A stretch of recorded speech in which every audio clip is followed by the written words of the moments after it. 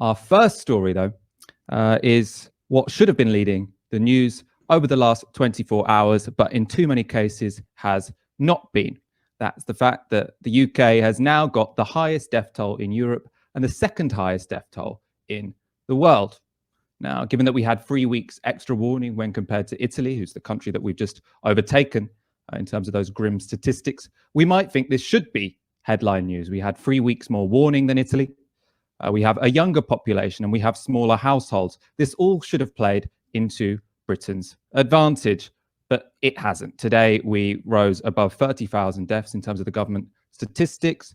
It's clearly higher than that if you look at what's coming out of the Office for National Statistics and also the Financial Times projections.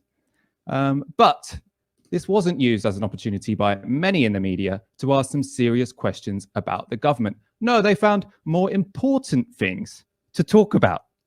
We're going to go to the first example. So I was scrolling through the BBC Politics Twitter feed for the whole of yesterday, and they didn't mention once this fact that Britain had overtaken Italy in terms of death toll. They did, though, find time to tweet this.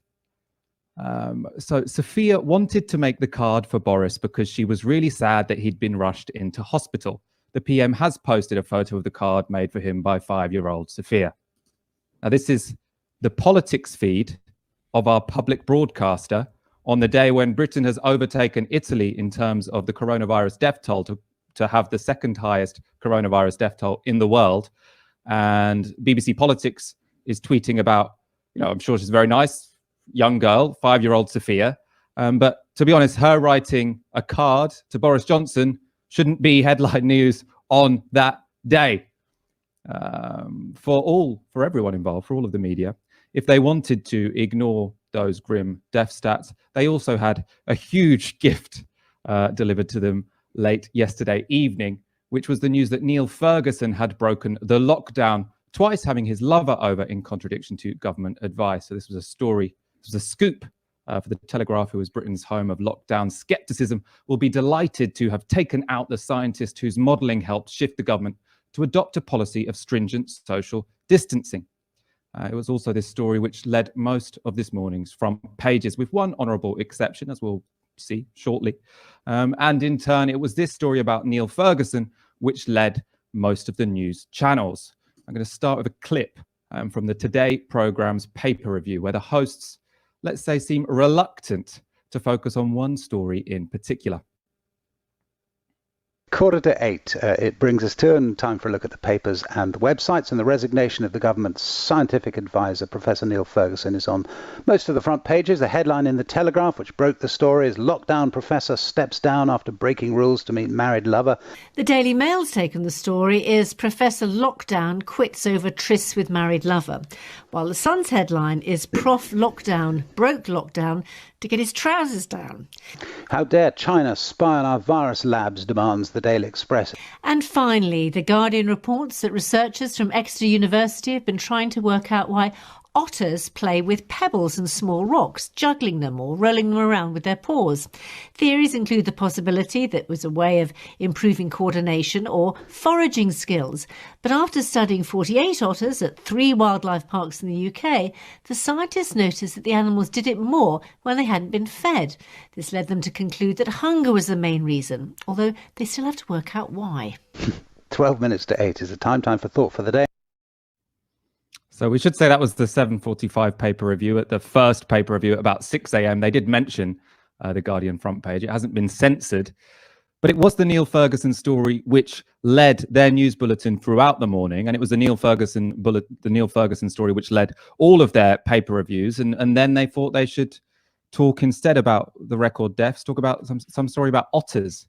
Aaron, I mean, I find it kind of annoying that you've got this government scientist who has, it seems, given quite good advice to the government and then can't follow it himself. It sort of reminds one of the Scottish chief medical officer who was caught out visiting her second home twice during lockdown. It's like, come on, you've got to hold yourself to higher standards. But at the same time, it does seem like the media have missed the real story here. They've got their priorities somewhat the wrong way round.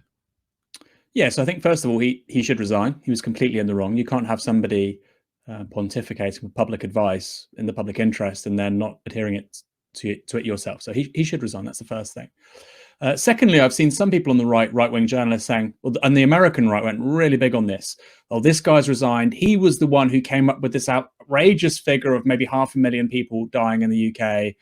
If you look at Sweden, we know that, that couldn't happen. It would mean that, X number of people would be dead. So far, it's far lower. Hold on 1 minute. We had a lockdown and already maybe as many as 50,000 people have died. So the idea that he had some monstrously out there number, which was nowhere near reality, is patently false. Everything we've experienced so far, we have around 30,000 actually official deaths, but it could be as high as 45 to 50,000 with the lockdown. That's the first thing. Secondly, do you remember those kind of films in the 1990s, or maybe you watched the news in the 90s, early 2000s, before the global financial crisis, and the final story would always be like something really stupid and sentimental and just crappy. And finally tonight, this stupid story about a cat that baked a cake and it was delicious. Some stupid feel-good story, some folksy story. That is now how Britain's public service broadcaster actually does journalism. That's the default. It isn't some cutesy appendage to the real news, kind of a ha-ha joke at the end of the show. It's what leads with BBC's radio broadcast and TV broadcast news, and its online news as well. And I think today, look, the Today programme is the most listened to current affairs radio show in this country. Yes, that figure was mentioned in the 6 a.m. Front page gloss. It wasn't later on, but even at 6 a.m. it was sort of barely mentioned. The thing about the otters, I mean, this is concerning, because at least in authoritarian countries where there's censorship of the press, the media is this supplicant and this genuflect and this cowardly because they have no alternative. They have to do that. What's the BBC's excuse?